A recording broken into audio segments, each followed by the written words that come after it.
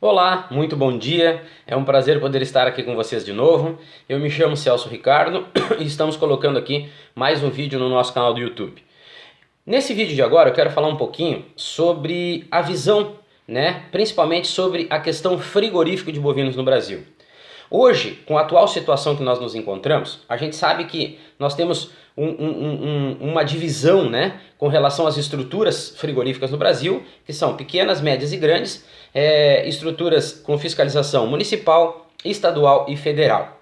Falando um pouquinho sobre essas estruturas, hoje o mercado, de uma maneira geral, ele está favorecendo, de uma certa forma, as estruturas definidas. Hoje, ou nós temos um mercado pequeno, que abastece uma cidade apenas, que fica restrito aos de inspeção municipal. Nós temos aqueles que podem vender carne, comercializar seus produtos a nível estadual, que vão para as fiscalizações estaduais, e o federal, que pode comercializar dentro do Brasil e fora do Brasil. Assim que funciona mais ou menos as fiscalizações aqui no Brasil com relação aos frigoríficos de bovinos.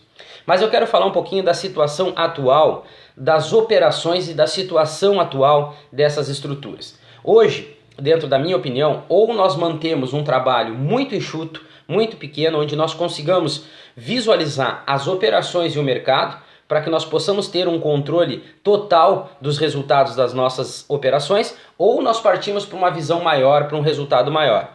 As duas partes têm consequências, O problema do trabalho municipal é que nós ficamos muito restritos, Muito restritos a um pequeno mercado. E esse pequeno mercado, ele também é abastecido pelos frigoríficos estaduais e federais, ou seja, a competitividade é muito grande.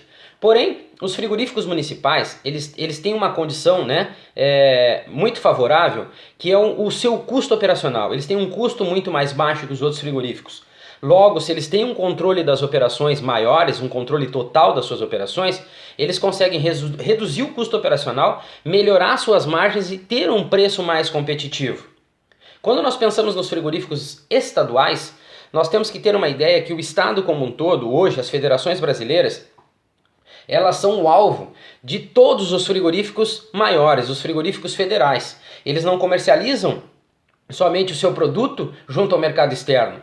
A nossa comercialização junto ao mercado externo hoje, ela está em torno de 20 a 25% de tudo que nós produzimos no Brasil. Ou seja, 75 a 85% fica no mercado interno. E as regiões onde se concentram mais frigoríficos, que têm as maiores comercializações, ela vira um alvo desses frigoríficos. Então, os frigoríficos de fiscalização estadual, eles têm a opção de ter uma habilitação, mesmo sendo estadual, para comercializar junto ao Brasil como um todo. Mas o mercado interno, ele se torna cada vez mais competitivo. Então, a opção melhor seria ter um frigorífico federal. Ou nós continuamos numa estrutura, numa parte da estrutura, num extremo, ou nós vamos para outra parte do extremo. Porque esse frigorífico estadual hoje, mesmo que ele tenha uma habilitação para comercializar junto ao Brasil, ele já passa a ter um custo operacional tão grande quanto um frigorífico federal, sem poder comercializar os seus produtos com o mercado externo, ficando refém de algumas tradings, e não conseguindo, através das suas operações, ter uma lucratividade melhor. E aí nós chegamos nos frigoríficos federais. Bom, o frigorífico federal, ele não é um frigorífico que somente tem um custo operacional alto. Ele é uma estrutura, a partir dessa habilitação federal, que requer conhecimento, orientação, prática e visão. Porque quando nós temos um frigorífico federal, o primeiro de tudo nós temos que ter um controle, buscar um controle total das operações. Reduzir a ociosidade, aumentar a produtividade, buscar reduzir custos ou manter custos e aumentar a produção a partir da sua comercialização. Então, um frigorífico federal hoje, além dele me dar condições de comercializar junto ao Brasil, ele tem essa grande opção, que é habilitar a sua unidade, ter uma habilitação para comercializar os seus produtos junto ao mercado externo.